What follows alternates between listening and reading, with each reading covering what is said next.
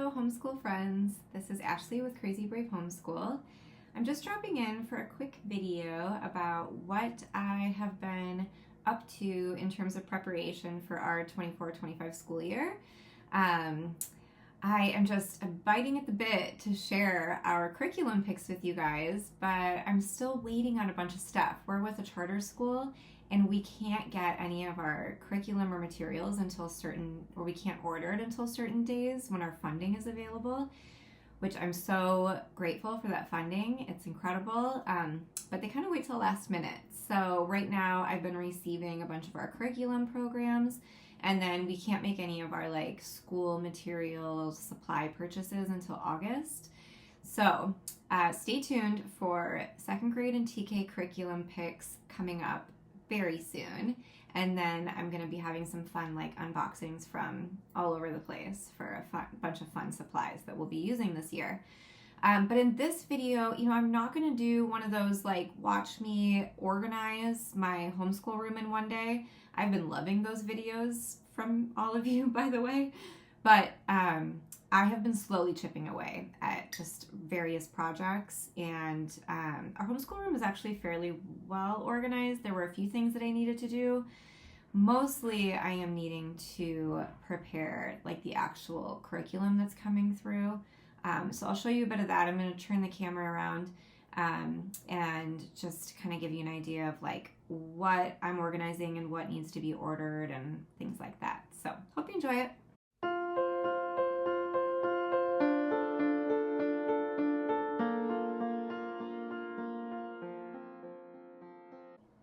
Okay, so I'll start out showing you guys just a few of these guides. I still need to coil bind all of these. I got a binding machine. This is just a few. I have quite a few more that I need to do, and I will go through all of this awesome curriculum in another video. We are doing all about reading. There's not a lot to prep for my son's pre-reading, but when my daughter's comes, I hear that can be quite a bit of prep work. So still have to do that. This is our project bin. Oh my gosh, I need to go through all of this and start out with an empty basket at the start of the year. I still have these Harbor and Sprout units. I don't even know when we're going to get to these, but I still need to get a binder and organize all of our outdoor survivor unit materials.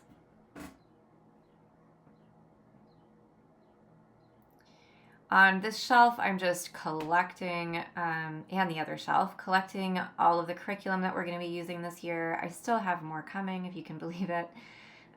We've got some fun plans this year, but this all needs to be put into their respective drawers and magazine holders and whatnot.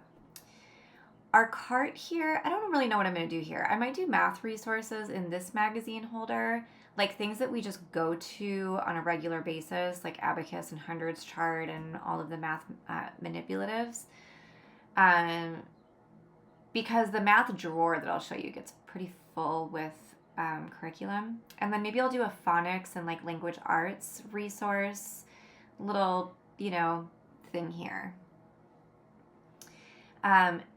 Down below here, this will just stay art materials, I'm sure. This doesn't need a lot of cleanup, but I do need to order quite a few more art supplies. And I will go over what we typically use for our art supplies too. This is our curriculum, holder, basically. I need to go through all these drawers and kind of pull out what I'm not really planning on using next year, and then put in all of the new curriculum. And then I also need to label my kids' stuff since I'm teaching 2 this year. This is our homeschool closet. These are some more magazine holders. I love using these. I use them for little unit studies on our bookshelf here. It just keeps the bookshelf from getting overcrowded with a ton of resources, and it's a great way to stay organized. This I've been slowly chipping away at. It doesn't look terrible, but I need to go through these bins. I need to make sure that everything is stocked up in here, that we're actually going to be using this stuff. There's probably stuff I need to get rid of, things like that. So this is just extra resources for all of our core subjects. I've got crafts and art stuff on the middle shelf there. I definitely need to go through all that and see what we need to order. This is overwhelming. The kids are accessing this all the time because they're constantly using string. So I just need to find a better system. This looks ridiculous. So I need to organize that.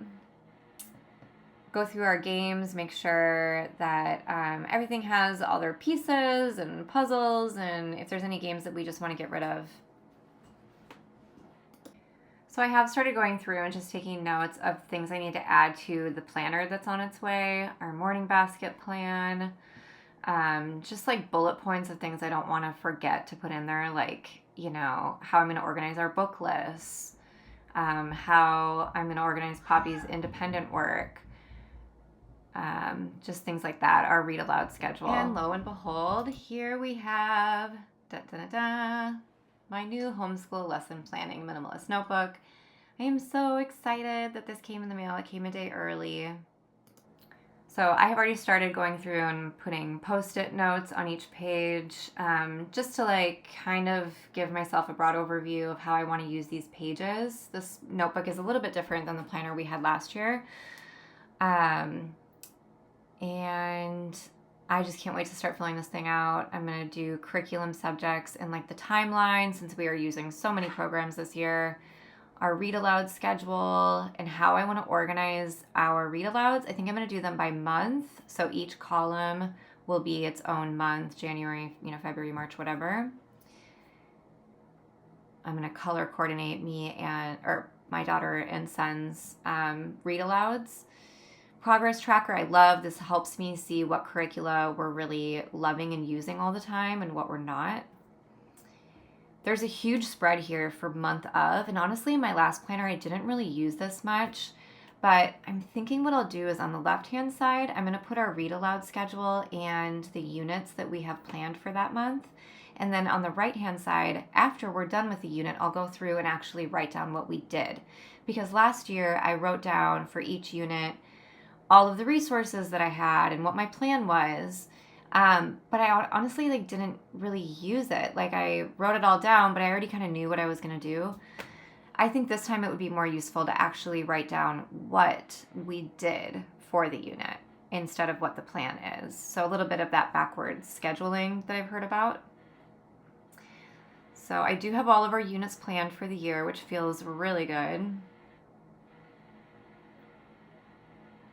So for the weekly kind of overview here on the left-hand side, I will kind of put down what we did that week or what our hits and misses were. Weekly goals are going to go down that checklist. And then I want to do an interest-led tracker this year. So for each day, Monday through Friday, I'm really just noting my kids' natural learning that they did that week, all on their own, nothing that I coordinated.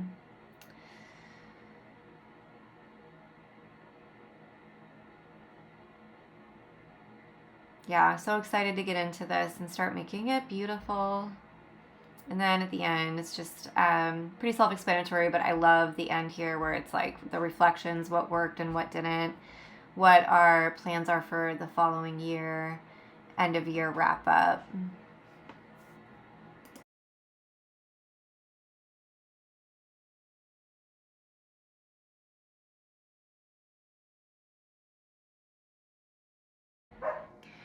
All right, so here's my teacher basket. It's what I call it. I guess it's kind of a morning basket, but mostly it just houses the stuff that we use all the time, like our affirmation cards and our beeswax crayons and our speaker, and just like things that we're working on that week that are just sort of like fun, not curricula necessarily.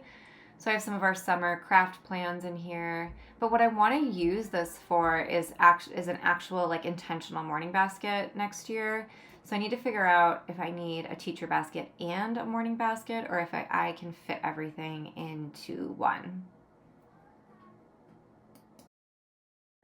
So I'll show you guys my binding machine I got. I thought I was real suave here getting it from the thrift store for $25 because it is a couple $100 online. But it's the comb binding, which I did not realize. And this thing is huge and weighs a ton. I'm a little jealous of the nice, sleek binders that you can find on Amazon. I don't know if I'm regretting this or not. Okay, and I did actually get around to organizing that very overwhelming bin. It really wasn't that bad, and I'm going to keep this inaccessible to my children and just give them like a Ziploc bag of string scraps for them to use for their projects. And of course, the infamous marker caddy. This thing gets used more than anything else in our homeschool. It goes all over the house. So really organizing it is kind of pointless because it won't stay like that. I really just need to make sure that all the markers work. And I know I probably need to order more. And I kind of just wanted to give like a little overview of the art materials that we use in our homeschool. I just picked a few out for like an example of what gets used the most. We are not fancy art homeschool people. I get the cheapest stuff. My kids are 4 and just about 7. They love this air dry clay. As you can see, it's almost empty, and I just got that. They mostly use printer paper, but I will let them use the sketch paper when they want to do something with watercolors. I'm not giving them watercolor paper yet. We're just not there. They go through about a roll of tape a day, no kidding, so I need to order more of that. They go through scissors like crazy. I just don't even know where they end up. I'm going to have to get like 15 more pairs, I think. And I think we're actually good on glue sticks, but that's their glue of choice. We do use our Stockmar beeswax crayons pretty regularly. This is like one of the fancier art materials that I buy. They last forever and they're really wonderful. For paint, I just get the cheap Crayola paints. We go through these so quick. They're cheap, they wash out of everything, they're non-toxic. They get over everything. I mean, this table is just destroyed. But my kids are really messy, and I don't govern their art at time, really. They just go for it whenever they want. So I need stuff that's easy to clean up. Our watercolors get used about every day. So as you can see, we are due for another palette. This is just an off-brand from Amazon, but it was like $8, super cheap, but it works fine. You know, the kids don't take their art that seriously yet. And so I'm fine just getting these cheap materials for now. Cheap brushes too. I get like the Crayola brushes. These little ones are just a collection from everywhere. I don't even know. And then our color pencils. I was thinking about getting the big Prismacolor kits. Some of these are, but this is just a hodgepodge and it works for us. These just need to get sharpened, and eventually we will really go for it and get the best stuff. But right now, this is perfect for us.